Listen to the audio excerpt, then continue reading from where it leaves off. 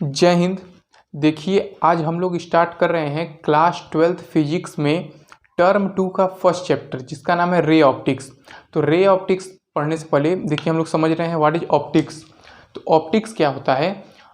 Optics is the scientific study of light.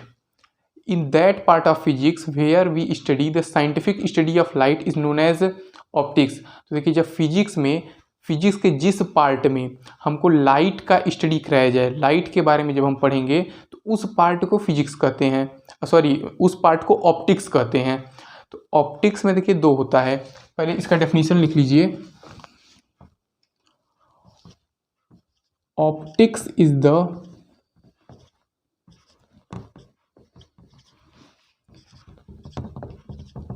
Scientific study of light.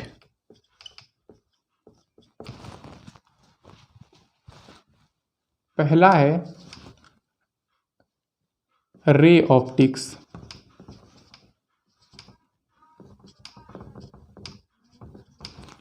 देखिए, optics का दो part होता है।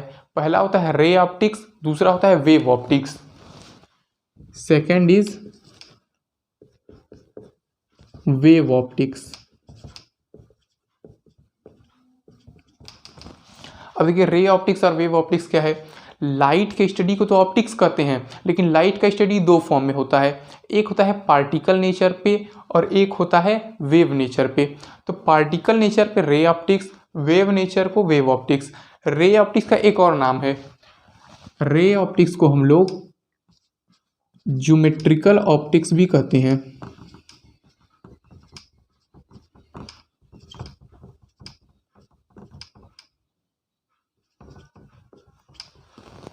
देखिए, रे ऑप्टिक्स को ज्योमेट्रिकल ऑप्टिक्स भी कहते हैं। रे ऑप्टिक्स में हम लोग पार्टिकल नेचर ऑफ लाइट पढ़ते हैं। रे ऑप्टिक्स में पार्टिकल नेचर ऑफ लाइट। यहां पे हम लोग पढ़ेंगे पार्टिकल नेचर,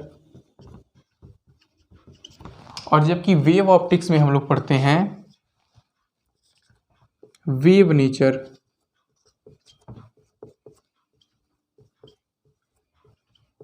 वेव नेचर, इसमें पार्टिकल नेचर, इसमें वेव नेचर। तो पार्टिकल नेचर के हिसाब से, पार्टिकल नेचर कहता है कि light travel in a straight line. जब लाइट एक पार्टिकल है तो वो स्ट्रेट लाइन में ट्रेवल करेगा। Travels in a straight line.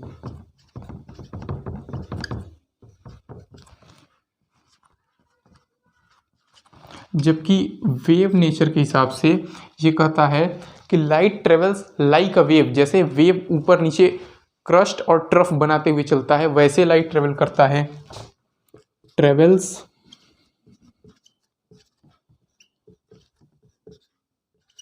Like a wave. ये इतना कंफ्यूजन क्यों है? ये कह रहा है कि वेव की तरह है, ये कह रहा है कि स्ट्रेट लाइन में है। तो देखिए, इसके पीछे कन्फ्यूजन का कारण देखिए, हम लोग क्लास 8th में इलेक्ट्रोमैग्नेटिक वेव जो लोग पढ़े होंगे उनको ये पता होगा कि light is an electromagnetic wave. Light क्या है? इलेक्ट्रोमैग्नेटिक वेव है। तब तो वो वेव फॉर्म में हो गया। लेकिन पार्टिकल नेचर पढ़ने का रीज़न क्या है, यहाँ पे एक छोटा सा बता दे रहे हैं। वैसे तो डुअल नेचर है। लाइट जब इलेक्ट्रोमैग्नेटिक वेव है तो उसका वेवलेंथ होगा, लेकिन उसका वेवलेंथ नैनोमीटर या एंगस्ट्रॉम में होता है। लाइट का वेवलेंथ नैनोमीटर। अब नैनोमीटर या एंगस्ट्रॉम बहुत स्मॉल क्वांटिटी है, बहुत छोटा। एक नैनोमीटर में 10⁻⁹ मीटर। तो इतना छोटा स्मॉल यूनिट है कि बड़े साइज ऑब्जेक्ट के लिए या हम लोगों के लिए वो इतना छोटा होगा कि वो हमको दिखता है कि स्ट्रेट लाइन में चल रहा है। तो यहाँ पे क्या होगा,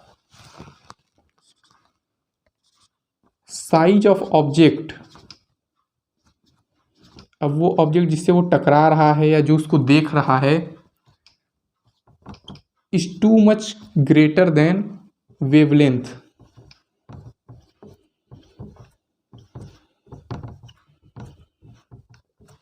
ठीक, जब साइज ऑफ ऑब्जेक्ट जिससे वो टकरा रहा है या जो उसको देख रहा है तो उसका साइज लाइट के वेवलेंथ से बहुत बड़ा है। जब लाइट के वेवलेंथ से उसका साइज बड़ा है तो उसको लगेगा कि ये तो स्ट्रेट लाइन में चल रहा है।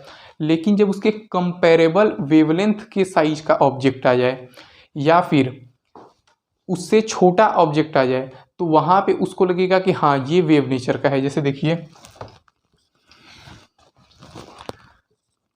Size of object is less than or equal to wavelength.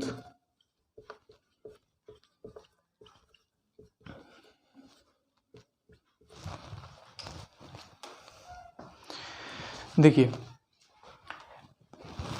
Light का जो वेवलेंथ होता है वो नैनोमीटर एंगस्ट्रा में होता है। ये इतना छोटा यूनिट है कि जैसे कि इसको फील करिए कि अगर कोई एक सरफेस है, वो रफ सरफेस है। देखिए, जैसे कि यहाँ पे कोई सरफेस लिए, ये एक रफ सरफेस है, यानी इस तरह से, ठीक। तो अभी तो हम लोग को ये रफ सरफेस दिख रहा है, लेकिन इसको अगर बहुत दूर से देखा जाए, बहुत दूर से, तो लगेगा कि ये स्ट्रेट लाइन है, ये रफ सरफेस नहीं दिखता है। ये क्या दिखेगा? ये स्ट्रेट लाइन है। लेकिन जब पास से आके देखेंगे तो दिखेगा ये रफ सरफेस है। जैसे कि अर्थ का क्रस्ट जो है वो स्फेरिकल है, लेकिन ये जब हम लोग इसके पास आके एकदम हम लोग पर्सन है तो हम लोग को लगता है कि ये फ्लैट है। ये क्या है? इस तरह फ्लैट है। लेकिन जब दूर से देखा जाता है तो पता चलता है इसके साइज के हिसाब से, इसका साइज बड़ा है तो दूर से देखना पड़ रहा है, तो दूर से देखने पता चलता है कि नहीं ये स्फेरिकल है। उसी तरह से लाइट में भी उसका वेवलेंथ बहुत छोटा होता है, तो उसके कंपेरेबल साइज पे आगे जब देखेंगे तो पता चलता है कि ये वेव लाइक है। ठीक, ये आप लोग समझ गए होंगे। तो कॉपी में आप लोग इसको नोट कर लीजिए।